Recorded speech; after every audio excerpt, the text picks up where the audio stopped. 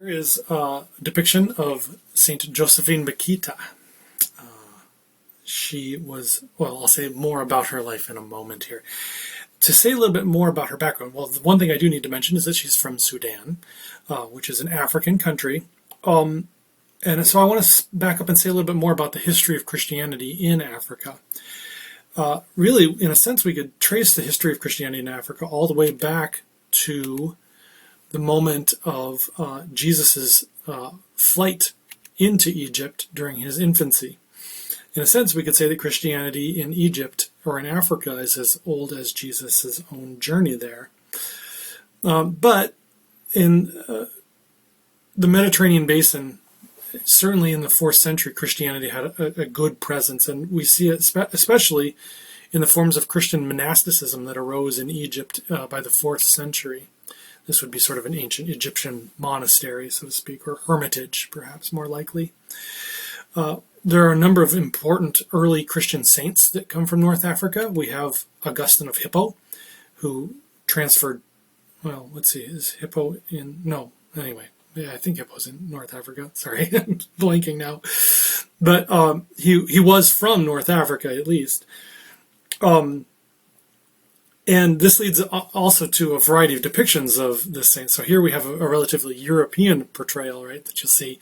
But maybe if we're thinking more historically, right, we might think of Augustine of Hippo as looking something more like this. The history of this depiction is a fascinating topic, which would be a whole other presentation. Nevertheless, in a couple centuries after the life of St. Augustine, he lived into the 5th century, we see the rise of Islam after the year 632. And so this is the Byzantine Empire there, right, in purple, around the Mediterranean basin in 632. And green is the Islamic Empire, starting to be the Islamic Empire starting around 632 with the death of Muhammad. Within the next 100 years, you're going to see here the expansion of the Muslim Empire, right, all the way across northern Africa and entirely capturing most Spain there, right? I mean, it was an incredibly quick expansion of the Muslim empires in that period. And this was an existential threat to Christianity at the time, right? I mean, this very fast invasion of Europe is underway. And in 732, right there at the northern end of the green and the southern end of the red there in Spain, right, we have this battle where the Frankish armies finally repelled the advancing Islamic armies coming from Spain. And that was sort of the moment that stopped at least the invasion any further into Europe. Now, we could talk about these religious conflicts in more depth, but what I really want to focus on is the way in which these conflicts came to sort of shape the way that Christians came to think about Africa in the centuries to come. On the one hand, we can also, even before I say anything about this Islam stuff, we could say that even before the rise of Islam, there were conflicts between different regions of Africa, between Egyptians and Ethiopians, so that Egyptians tended to have negative stereotypes about darker-skinned Ethiopian people, and associated them with various evils, like even depicting demons as Ethiopian, dark-skinned Ethiopians in a lot of their ancient monastic literature. But in the period of Islam, we have a couple of things that are worth mentioning here, right? We see this sort of cluster of associations. I'm going to point away from Islam directly, even though Islam is the origin of these things in some ways, right? The associations are weird. They're geographic, and then they're also around skin tone, right? I mean, things that don't necessarily make any sense. But I promise it's a real association. Christians came to describe this cluster of things as the curse of Ham. The curse of Ham is a reference to a verse from the book of Genesis, which reads, "Cursed be Canaan, one of Ham's sons. Lowest of slaves shall he be to his brothers, the slave of his brothers." Right? I mean, this is an odd claim, but it was interpreted by Christians after the rise of Islam as a way to make sense of a number of these associations that I have encircled there.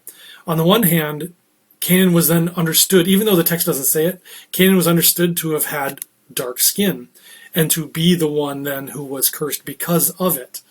It's a bizarre association. But it's real. It's historical. There's plenty of books out there about it. Christians thought this stuff. Dark skin then was also associated with Satan and thereby with vicious behaviors like violence and hypersexuality. And then in turn, this thing about slavery was associated with it because Canaan is now supposed to be the slave of his brothers. This slavery in turn was interpreted as a divinely sanctioned cure for the curse that was put on Canaan. There's a lot to say about all of that I'm not going to say right now. But nevertheless, this is some of the historical roots of the reasons why Africans came to be the ones who were enslaved. So, moving on to Josephine herself, right? Like I said, she's from Sudan. You can see it in the middle of the map there, from the Darfur region there, in the western portion of modern Sudan. She was born in 1869, and she herself was enslaved in, starting in her original area from the ages of 7 to 12. She was held alternately by Turkish Muslims and by some Italian Christians. She was not physically abused by her Italian owners, but they did hold her in bondage, and when they transferred her to Italy, even though Italian law did not have any space for a legal status for slavery.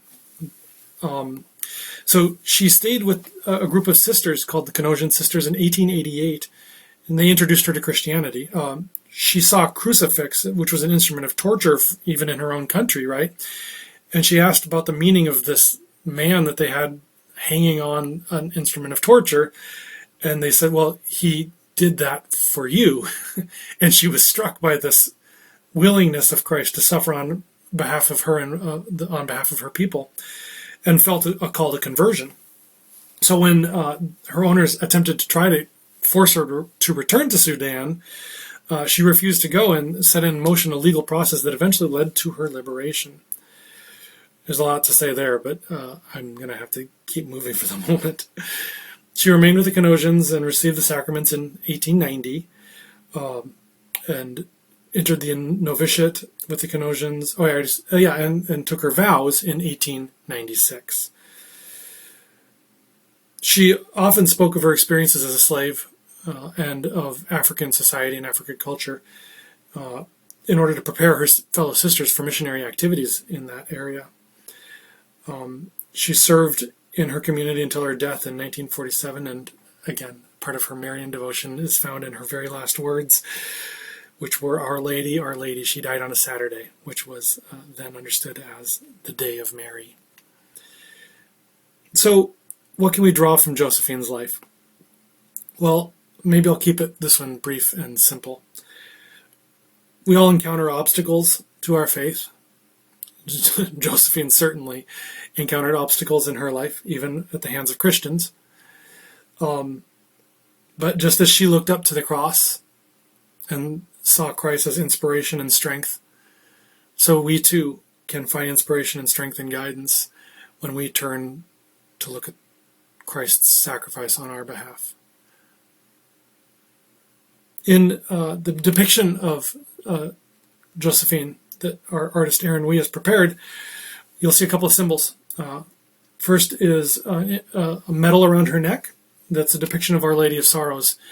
This is a reference again to Josephine's enslavement in her early years, but also then her solidarity and her imitation of Mary's sorrows, right? Her quiet suffering on behalf of and for those around her.